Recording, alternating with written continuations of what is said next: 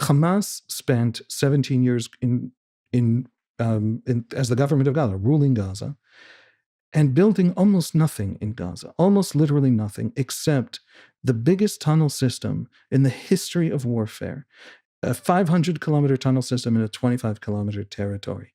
And it's an amazing achievement. It's by far the biggest thing Palestinians have ever built. And it's 5 times bigger than, I think, the second biggest tunnel project meant for war. And the purpose of this project, these are electrified, these are air-conditioned, they have manufacturing facilities in them.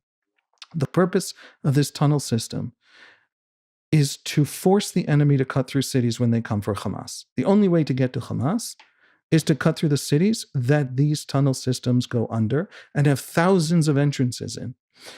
And that moment, after building that for 17 years, or intensively for roughly 12 years, that's when Hamas carried out October 7. It's really important to dwell on this, because on October 7, that means that Hamas actually carried out 2 atrocities, not one. One was against us, and the bigger one, in sheer human suffering.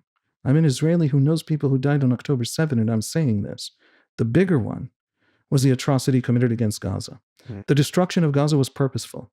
And if someone hears this and says you're blaming Hamas for your own destructive war in Gaza, let me just say, if you hate me, if you hate Israelis, if you think Israel is monstrous, that only makes Hamas's strategy doubly monstrous, because they built that tunnel system, forced an enemy to come through cities to get to them, and that the single most important fact to Israelis about the Gaza war is that no civilian in Gaza has ever been allowed to step foot in any of those tunnels. There was some viral tweet about a week ago that argued that Israelis are now running, or I guess 4 to 5 days ago, arguing Israelis are running from Iranian missiles, but they have these bomb shelters. And this person said, you evil Israelis, Gazans had no bomb shelters. And it was a fascinating admission, because Gazans have the largest bomb shelter system in the history of the world. They're just not allowed into it. And so the new Islamist strategy... Worse still, we've had Hamas snipers kill people trying to evacuate. Absolutely, and they'll continue to do it. And they'll kill the people trying to produce aid, distribute aid that isn't through Hamas or not usable by Hamas for black market funding of their continued operations. The death of Gaza is the strategy. Now, Israelis woke up on October 7 in a few ways. One was the discovery that we failed catastrophically in our understanding of the enemy. Another one was the just horrific trauma of the betrayal of those people.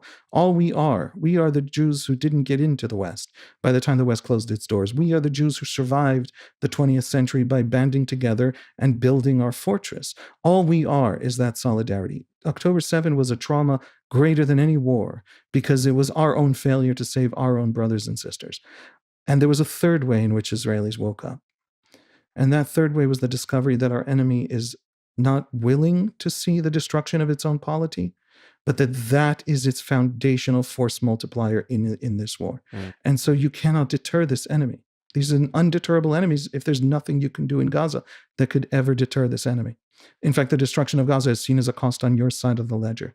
We then looked at Hezbollah and we said, well, those 200,000 missiles and rockets under 300 villages in South Lebanon, they're meant to be used. They're not deterred either. And we looked at Iran and we said, they're going to use anything they have. They're undeterrable. We no longer believe in our own ability to psychoanalyze the enemy. And so I argued on October 8th, my first podcast after October 7th, interview at someone else's podcast, I argued that this was only ever going to end with Iran. If you understood that basic insight the Israelis understood, which is that our enemies have this strategy of the death of their own civilians, and it is their foundational strategy. There is no other strategy for Hamas to survive and win this war except to create these costs on Israel.